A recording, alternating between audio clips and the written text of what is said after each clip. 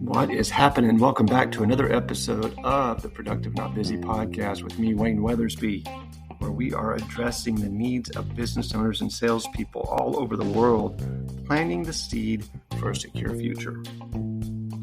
If you need more money, you want more free time, and you want less stress, then this is the place to be. Remember, action, attitude, and approach.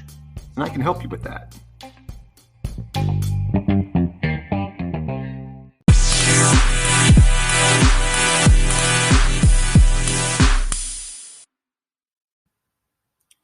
Welcome back, everyone, to another episode of the Productive Not Busy podcast with me, Wayne Weathersby. I hope everybody's doing well. One of my most popular subjects and the most listened to episode that I have is about mindset. So I figured I'd touch on that again. It's been a little bit. And today's episode's about why mindset matters. Mindset matters because they shape the way we view the world and contradict or expand the way in which we engage in life a lot of times. See, our mindset grows out of experiences that we have, irrespective of whether the experience is positive or negative, right? The filter is formed that limits what our minds absorb or subsequent situations that we come across. I see it as this is driven by protecting ourselves and feeling it secure, really in an uncertain world. By avoiding making the same mistakes and being hurt, we quite kind of seemingly unintentionally miss opportunities.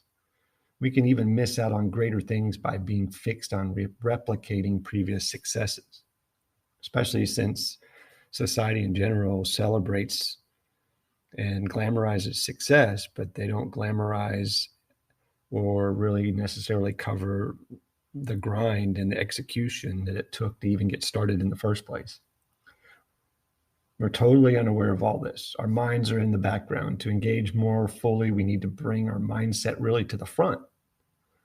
This requires a combination of specific experiences and reflections that enable us to become aware and then shift our mindsets kind of to ones that we want to serve.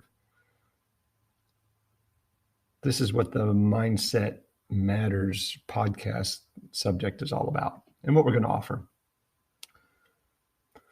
So I get this all the time. Can people really change? Similar to companies, can companies change? So the way I see it is through time, humans have shown an immense capacity for change, revolution, invention, exploration, you name it. No more than the past few generations, yet the question lingers, we can really change things. What individuals and groups of committed people that I've studied can achieve is immense. Mindsets are the core dominant of success versus failure. I don't care if it's a sports franchise, companies, business people, college students. So do people look for a way through knowing there's really a direction for mindset, or do they just give up at some point because they don't believe it really is possible? The power of individual perception is fundamental to me to how we create reality. We see that we can what we expect to see, right? Our limitations are mostly self-imposed. So in organizations, those limitations are group mindsets that manifest in a behavioral, basically turns it into a behavioral norm, if you will. And what is expected usually happens.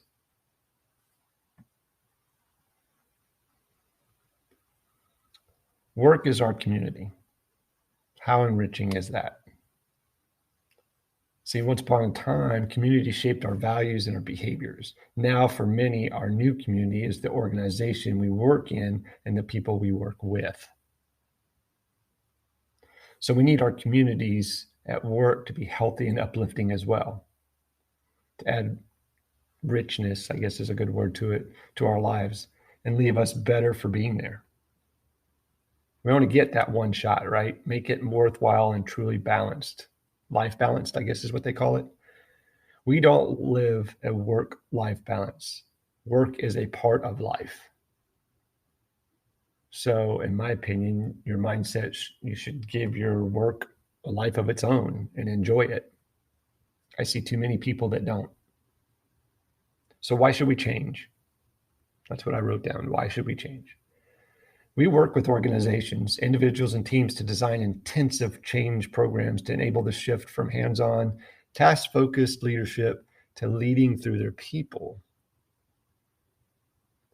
It can change in a blink of an eye, really. It can be as simple as a new piece of information that is more relevant than the previous piece. Look at examples in the last 20 years. Smoking, seatbelts, driving under the influence. It can be more challenging, but rewarding, right? People didn't like the seatbelt laws. Eventually, people got used to it. Some people do it, some people don't. It's just like mindset. Smoking, they went from glamorizing it to telling you that it'll kill you, and some people choose to do it, some people choose to change. As we know, it's not always easy, but it is possible. I think we've cracked a business model that operates without people more so than it does operating on mindset and the group effort. I think we must take a look at people to execute a strategy to drive product development, customer service, and really an atmosphere of health, wealth, and happiness. I think that's really underrated.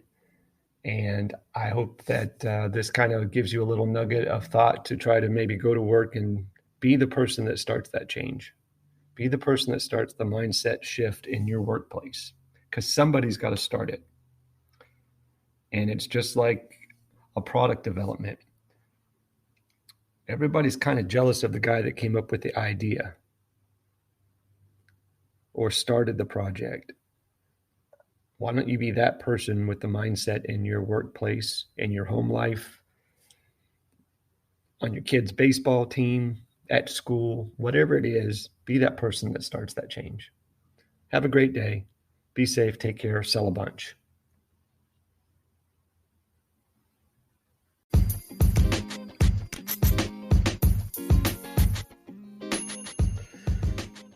Thanks for listening to this episode of the Hammer Down Productivity and Sales Podcast with me, Wayne Weathersby. If you liked it, please subscribe today on iTunes, Google Podcasts, Spotify, or wherever you listen to your favorite podcasts. And if you would, take a second, give us a rating or leave us a message. It would be greatly appreciated.